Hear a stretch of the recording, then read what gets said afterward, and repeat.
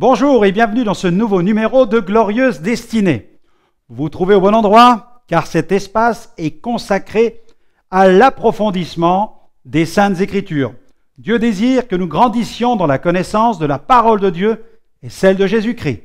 Et aujourd'hui, je vais continuer à traiter de ce sujet, les tueurs de foi. Dans une émission précédente, j'ai déjà abordé plusieurs tueurs. Tueur numéro 1, la tyrannie du péché. Tueur numéro 2, le commerce avec la chair. Aujourd'hui, nous allons aborder la question de l'offense. Le sujet est sensible, il est sérieux. Alors, remettons ces moments entre les mains de Dieu. Prions. Seigneur, nous voulons nous tourner vers toi, mais aussi vers l'autorité de ta parole, parce que nous croyons que ta parole est vérité, que tu t'adresses à nous au moyen de ta parole, et tu veux traiter cette question de l'offense. Il nous arrive d'être victimes de l'offense, il nous arrive d'être blessés, il nous arrive d'être touchés profondément dans notre amour-propre, mais nous savons, Seigneur, que tu nous donnes le remède à toutes ces blessures, à toutes ces choses qui nous font du mal et qui nous affectent, et ensuite qui nous infectent. Te prions de venir à notre secours au moyen de ta parole, afin que ce tueur appelé l'offense soit vaincu aujourd'hui, grâce au ministère de ta parole, l'aide du Saint-Esprit. Sois remercié, Père, au nom de Jésus, pour la vérité qui rend parfaitement libre. Amen. Amen. C'est bon de se tenir dans la présence de Dieu. Dieu est un refuge. Il est notre forteresse. Allez, je vous invite à louer le Seigneur en écoutant mon ami Christophe Rabhi, qui nous parle d'un endroit où nous sommes en sécurité. Et cet endroit, c'est la présence de Dieu. Il nous chante, car il existe. Allez, on l'écoute.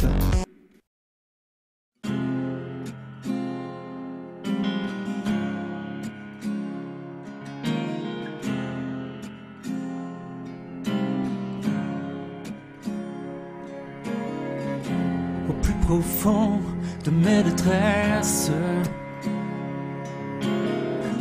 quand mon cœur part à la dérive,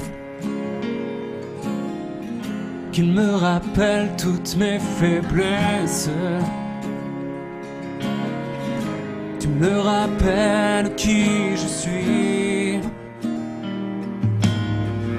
Vois ma misère et vois ma peine,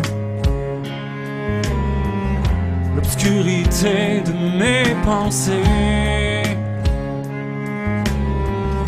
libère ma vie de toutes ces chaînes, et scelle en moi ta vérité, car il existe un endroit de présence, un ami, un Père qui tend ses bras, et un Dieu qui me chérit.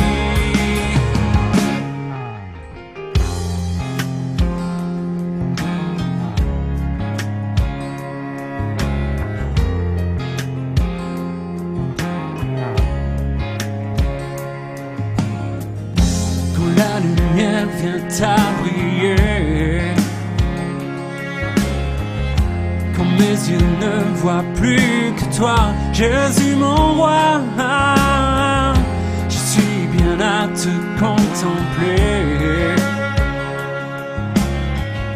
Ta présence ranime ma foi, car il existe un endroit, une présence, un ami,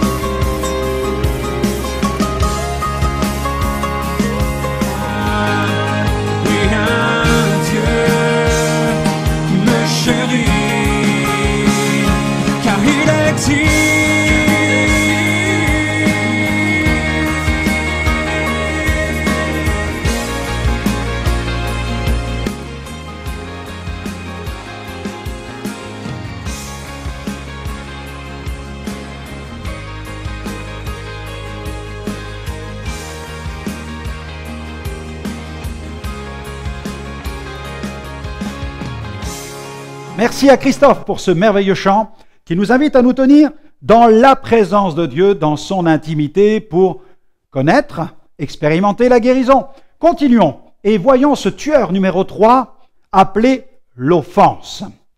J'ai eu l'occasion de visiter un centre d'entraînement militaire à la pointe de la technologie il y a quelques années.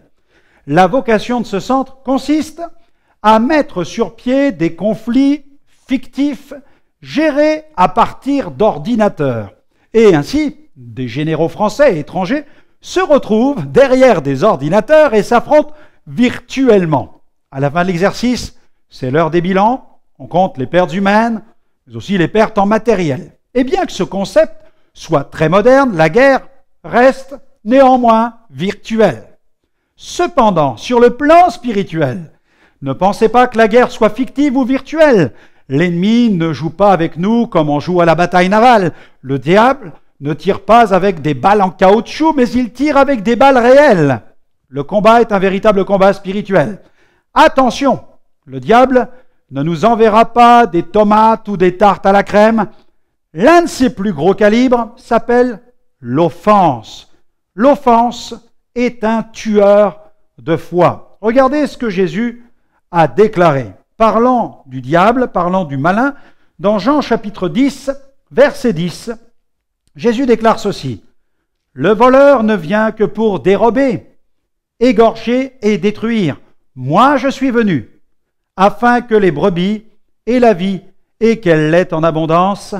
Amen. » Parlant de l'ennemi de nos âmes, Jésus a même ajouté, en parlant de Satan, il a dit « Il a été meurtrier dès le commencement. » Satan exploitera toujours notre sentiment d'injustice, nos blessures, nos faiblesses et même nos fautes pour entraver le progrès de l'Évangile.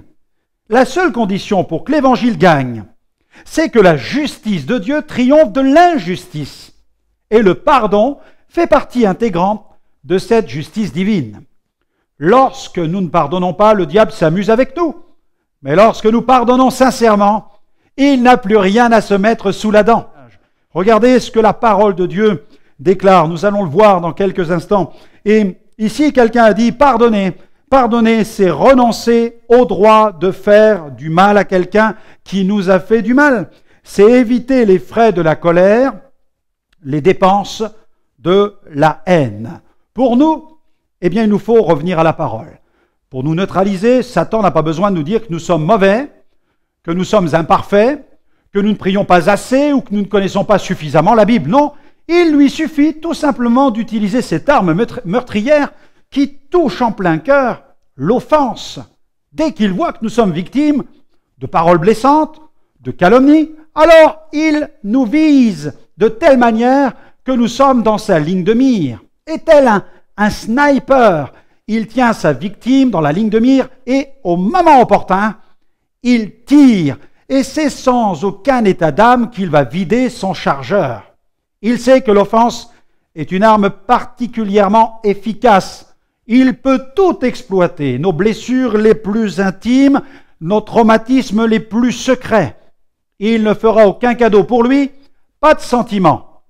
Lorsque Jésus a enseigné la prière du Notre Père, il a abordé ce point sensible de l'offense. Il a présenté le pardon comme seul moyen de protection anti-offense. Le pardon est le seul rempart efficace contre l'offense. C'est la seule protection capable de résister à la puissance de ce projectile destructeur. Si le chrétien n'apprend pas à faire face à ce tueur, l'offense, il court un grand danger sur le plan spirituel. Jésus a dit ceci, en enseignant la prière du Notre Père, il a intégré dans cette prière ces mots « Pardonne-nous nos offenses ». Et il a ajouté « Comme nous aussi, nous pardonnons à ceux qui nous ont offensés. Amen ». Il nous faut pardonner, car Christ nous a pardonné. Si Jésus, le Fils de Dieu, saint et sans péché, nous a pardonné, pourquoi refuserions-nous de pardonner à ceux qui sont, de la race des pécheurs comme nous?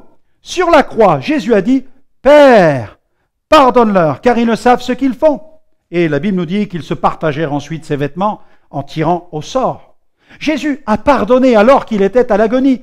Jésus aurait pu faire marche arrière et faire appel à des légions d'anges. Étant sans péché, il aurait pu juger ses bourreaux, descendre de la croix, mais il a renoncé à ce pouvoir afin de nous pardonner. Ce sacrifice a donné toute sa puissance au pardon de Christ. Nous avons besoin de la puissance de l'Esprit Saint pour triompher des faiblesses de notre nature charnelle. L'apôtre Paul était conscient de la faillite de sa propre nature. D'ailleurs, parlant de lui-même, il pouvait dire « misérable que je suis ». Mais il a appris aussi à confesser ceci par la foi. Et j'aimerais le rappeler pendant notre émission. Voilà ce qu'il dit.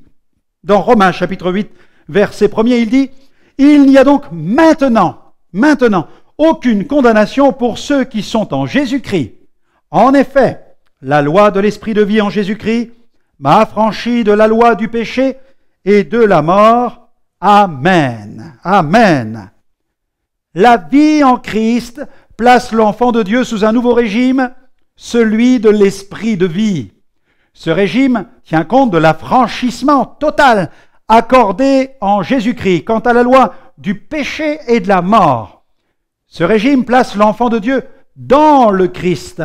Et sous ce nouveau régime, le texte le dit, il n'y a plus aucune condamnation. Plus aucune condamnation. Il est donc plus nécessaire de nous incriminer ou de nous apitoyer sur notre propre sort. C'est une vie vraiment nouvelle qui nous est offerte et qui commence. La foi nous a été donnée pour échapper au personnage que j'appelle le personnage de la victime. Il est tellement facile pour l'être humain de chercher refuge dans ce personnage, mais il est impossible d'y vivre un plein épanouissement. Oui, nous sommes misérables, mais Christ est mort pour nous permettre de vivre une vie glorieuse. Le manque de compréhension du pardon total est à l'origine du ravage de la foi de bien des gens. L'offense non pardonnée est un poison dans la vie du chrétien. L'enfant de Dieu n'est plus qu'une ombre rongée par la déception, par l'amertume, la rancœur, la haine et parfois même le désir de vengeance. J'ai eu l'occasion de prêcher l'Évangile dans un pays déchiré par la guérilla depuis plus de 25 ans. Nous avions organisé une grande campagne dans la deuxième ville de ce pays.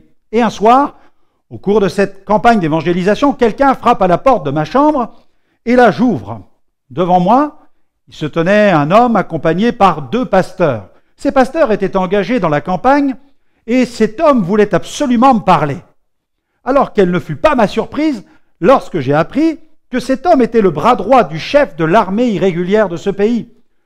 Une de ses jambes était raide. C'était une jambe artificielle. Il l'avait perdue au combat et nous nous sommes assis.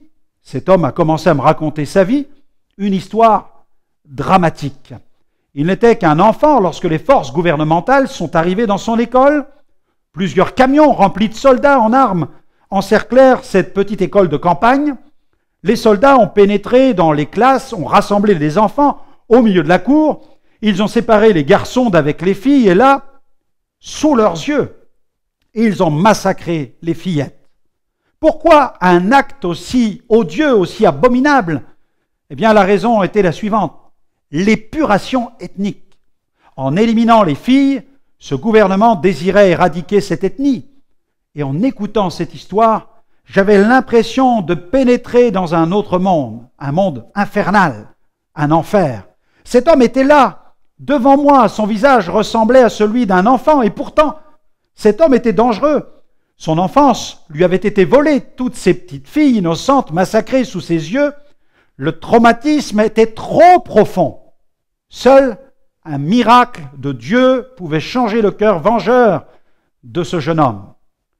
Le jour où il assistait au massacre, il raconte qu'il a senti comme s'il était détruit à l'intérieur. Il a juré de venger ses sœurs. Il a fait le serment de se battre jusqu'à sa dernière goutte de sang. Très vite, il a intégré la résistance. Une haine avait envahi son cœur et il fallait que le sang coule. Armé d'une kalachnikov, il a fait parler les armes. Pendant plus de 20 ans, dans la clandestinité la plus totale, il a combattu tel un soldat de l'ombre. Et un jour, alors qu'il était dans la jungle, avec une compagnie sous ses ordres, il a été repéré par un hélicoptère qui l'a pris immédiatement en chasse Un soldat positionné à l'intérieur de l'hélicoptère a ouvert le feu sur cette compagnie avec une mitrailleuse lourde. Il tirait sur tout ce qui bougeait sans se poser de questions. Et cet homme qui était en face de moi a assisté impuissant à ce nouveau massacre, celui de ces soldats qui tombaient les uns après les autres pris au piège des balles. Il ne pouvait oublier leurs cris, ces hurlements de douleur. Et il m'a avoué qu'il a dû même achever certains de ces soldats qui le suppliaient d'abréger leur souffrance. Pour eux, c'était fini, sans espoir. Il voulait croire qu'il pourrait sauver sa peau, tout de même en essayant de se frayer un chemin dans la jungle, mais c'était peine perdue, car sa jambe infirme ne lui permettait plus de courir. Cette jambe, il l'avait perdue au cours d'une bataille. Il a tenté alors d'échapper à cet hélicoptère en essayant de se cacher, mais la mitrailleuse lourde déchirait tout sous le feu des balles. Il était traqué comme une bête sauvage, mais il a fait une dernière tentative pour s'échapper de cet enfer, mais c'était peine perdue. Il a dû s'arrêter, il était épuisé, incapable d'aller plus loin. Il ne lui restait plus qu'à attendre la mort. Et il a pensé ceci: tout est fini pour moi. Il a levé alors les yeux en regardant en direction de l'engin militaire, et il s'attendait à recevoir le coup de grâce, mais bizarrement, il ne pouvait apercevoir l'appareil. Pourtant, il entendait bien le bruit des pales de l'hélicoptère et celui des balles de la mitrailleuse, mais l'hélicoptère demeurait invisible, quand soudain, au-dessus de la jungle, est apparue une main géante. Cette main, elle était percée et ensanglantée. Quelques secondes plus tard, l'hélicoptère et la main géante avaient disparu. Cette terrible expérience a alors plongé son âme dans les tourments. Il voulait savoir à quel Dieu cette main pouvait bien appartenir. Il s'est alors tourné vers moi et m'a dit « J'ai appris que vous parlez dans vos meetings d'un Dieu qui s'est fait homme, que cet homme a été cloué sur une croix et que ses mains ont été percées. Pourriez-vous me dire à qui appartient cette main percée que j'ai vue dans la jungle ?» J'étais littéralement sidéré en entendant une telle histoire. Alors après un moment de silence, j'ai repris mon souffle et je me suis empressé de lui annoncer l'évangile. Je lui ai expliqué à qui appartenait cette main percée. Et il m'a dit, que faut-il que je fasse maintenant? Je lui ai dit, déposez les armes, pardonnez. Et celui qui a eu les mains percées sur la croix vous pardonnera tous vos péchés. Cette nuit-là, mes amis, il m'a dit, je dépose les armes à cause de Jésus-Christ. Ensuite, nous avons longuement parlé de la foi. Et il est reparti comme une ombre dans la nuit, mais il marchait sur le chemin d'une nouvelle destinée. C'est un nouvel homme qui a quitté ma chambre d'hôtel ce soir-là. Il venait de triompher de son pire ennemi, l'offense. Mes amis, l'amour du crucifié parle plus fort que les armes. Écoutez-moi bien, abusé, rejeté, maltraité, spolié, trahi, moqué, haï, abaissé, humilié, regardez au crucifié et déposez les armes. Pardonnez l'offense et vivez. Soyez enfin libres. Libérez-vous des ombres qui hantent vos nuits et tourmentent vos moments de solitude. Continuons à triompher de ces tueurs de foi. J'aimerais que l'on puisse parler d'un autre tueur terrible aussi. Celui-là, il s'agit de la crainte et de l'intimidation. La crainte et l'intimidation. Ces deux tueurs sont alliés. Elles sont, la crainte et l'intimidation, complices et associées. Elles sont de mèche, de connivence. Elles opèrent ensemble pour nous voler les plus grandes bénédictions divines. Elles forment un duo solidaire, uni dans l'adversité, un binôme de choc. C'est un peu comme le célèbre couple de braqueurs de banque Bonnie and Clyde. Mais un jour, la course folle de Bonnie and Clyde s'est arrêtée. Lorsque l'intimidation et la crainte se trouvent en face d'une foi déterminée, elles savent que leur dernière heure vient de sonner. La foi est notre bouclier contre la crainte et contre l'intimidation. Et on peut proclamer un grand Alléluia. Regardez ce qui est écrit dans Éphésiens chapitre 6, verset 16. Prenez par-dessus tout cela le bouclier de la foi, avec lequel vous pourrez éteindre tous les traits enflammés du malin. Amen. Lorsque Paul écrit aux Éphésiens pour leur donner la description de l'armure spirituelle du chrétien, il prend l'image de l'armure d'un soldat romain. Il mentionne les différentes armes défensives et offensives. Lorsqu'il évoque la foi, il prend pour modèle le bouclier. Savez-vous que certains musées possèdent de belles pièces de collection, des armes que les légions romaines portaient à l'époque de l'Empire de Rome? Le bouclier romain était très imposant. Il était recouvert de morceaux de peau liés entre eux et fixés tout autour du bouclier par de lourdes pièces de bois et de métal. Le saviez-vous? Le bouclier du soldat romain s'accrochait même à la ceinture. En effet, la Bible nous parle de la ceinture de la vérité. Le bouclier s'accroche donc à la ceinture de la vérité. Et au moment du combat, le bouclier était trempé dans l'eau pour pouvoir éteindre les traits enflammés des adversaires. Si, pour nous, le bouclier est le symbole de la foi, l'eau est le symbole de la parole. Notre bouclier de la foi est bien accroché, soutenu à la ceinture de la vérité, la parole de Dieu. Devant nos adversaires, nous pouvons décrocher le bouclier, le tenir avec une main ferme et le brandir afin d'éteindre les traits enflammés du malin. Parce que nous tenons l'épée de l'esprit, la parole de Dieu, selon Éphésiens 6, verset 17, et le bouclier de la foi, alors ces traits n'auront aucun pouvoir contre nous. Alléluia! L'une des plus belles victoires remportées contre la crainte et l'intimidation nous est rapportée même dans l'Ancien Testament. Il s'agit de cette lutte qui opposa le jeune berger David au géant Goliath, guerrier de métier.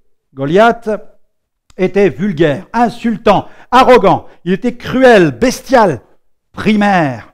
Il était puant d'orgueil, il était physiquement fort, grand, imposant. C'était un tueur, fier de son tableau de chasse qui comptait de nombreuses têtes à son actif. Il était armé jusqu'aux dents. Et pourtant, David, le jeune berger blondinet, ne fut pas impressionné. On proposa à David de revêtir l'armure même de Saül, mais David refusa, préférant l'onction divine. David s'est précipité en courant contre Goliath avec une fronde et quelques pierres. Avec la foi et l'onction de Dieu, il a vaincu la crainte et l'intimidation. Il a refusé toute espèce de chantage. Il a envoyé sa pierre qui fut dirigée par la puissance de Dieu au centre de la cible, c'est-à-dire le front même de Goliath. Il ne s'agissait pas pour lui de le ramener mort ou vif. Non, pour David, c'était clair. Il le ramènerait mort. Il ne fit pas dans le détail, et ensuite la Bible dit qu'il lui trancha la tête. Tout simplement. Trop de chrétiens pensent que le jour où ils auront affaire au diable, celui-ci viendra leur rendre visite un soir d'orage. Au moment où ils ouvriront la porte, ils se trouveront en face d'un homme vêtu de noir, le teint pâle, les mâchoires creusées, les yeux enfoncés, qui, dans une ambiance glaciale, leur dira d'une voix sévère « Hé mon gars, je m'appelle le diable, je suis venu pour te faire peur et pour t'intimider. » Tout cela, c'est le folklore de notre imagination. Non, l'ennemi est plus subtil que ça, plus fin, il est plus cruel.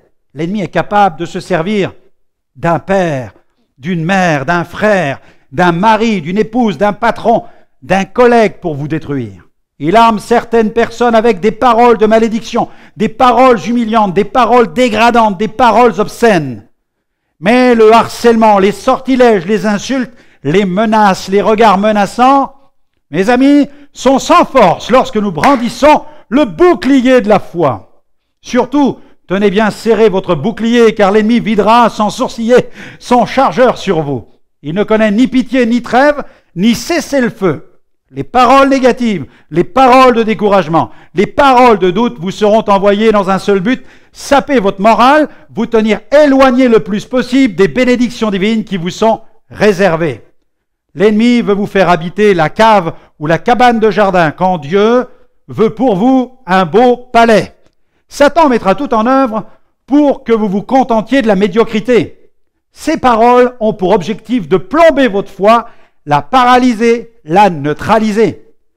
J'ai souvent remarqué que lorsque je suis allé, ou à la veille, de relever de grands défis, je reçois des emails, des coups de fil, des messages de découragement, où l'on me dit qu'un malheur va m'arriver dans ma prochaine mission.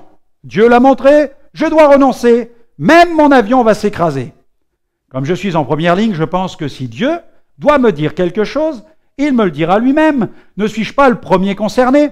Malgré tous ces messages de découragement, je désire néanmoins rester à l'écoute de l'Esprit de Dieu et rester attentif dans le cas où un chrétien inspiré, agent du royaume de Dieu, aurait un message à me transmettre de la part de Dieu lui-même. Souvent, il nous est arrivé de devoir faire face à l'intimidation. Regardez ce que déclare le psaume 3, verset 4. « Mais toi, ô Éternel, tu es mon bouclier, tu es ma gloire, et tu relèves ma tête. » Amen. Si je vais au Pakistan, je reçois des messages qui me disent « N'y va pas, il y a des musulmans et des talibans. » Si je vais au Sri Lanka, j'entends « N'y va pas, il y a des bouddhistes. » Si je vais en Inde, « N'y va pas, il y a des hindous extrémistes. » Mais alors, dites-moi, où aller? Y a-t-il un seul endroit où nous sommes en sécurité sur cette terre? Oui, cet endroit, c'est la main de Dieu. En parlant de ces brebis, regardez ce que Jésus a déclaré dans Jean 10, verset 28. « Je leur donne la vie éternelle, elles ne périront jamais et personne ne les ravira de ma main. » C'est une promesse que je serre dans mon cœur. Nous sommes dans un monde pécheur où pullulent terroristes, bandits, criminels, extrémistes, intégristes, sorciers et fanatiques en tout genre. La seule chose qui importe pour nous en tant que chrétiens, c'est d'être sûr d'être dans la volonté de Dieu. C'est d'ailleurs la place la plus sûre. On pourra vous jeter dans une fournaise ardente. Si Dieu a décidé que vous en ressortiez indemne, il le fera. Si Dieu est avec moi, je n'ai rien à craindre. C'est ce que déclare la parole. Regardez, Romains chapitre 8, verset 31, la Bible dit « Dieu est pour nous, qui sera contre nous ?» Qui sera contre nous? La foi nous permet, eh oui, de prendre de l'altitude. Elle nous place au-dessus des critiques, de la médisance, des prophètes de malheur, des prophètes de malédiction, de la crainte et de l'intimidation. David n'a pas laissé sa vie être dominée par la crainte du belliqueux Goliath, alors qu'elle gagnait le cœur de toute une armée, celle d'Israël. David, quant à lui, ne se laissa pas envahir par la peur, elle n'avait pas accès chez lui. J'espère, alors que cette nouvelle émission vous aura stimulé, fortifié dans la foi. Si vous souhaitez accéder à davantage de ressources, des ressources spirituelles, alors n'hésitez pas à nous retrouver sur notre site internet www.gospelvision-international.com. Vous y trouverez de nombreuses émissions en replay. Alors, à très bientôt. Que Dieu vous bénisse.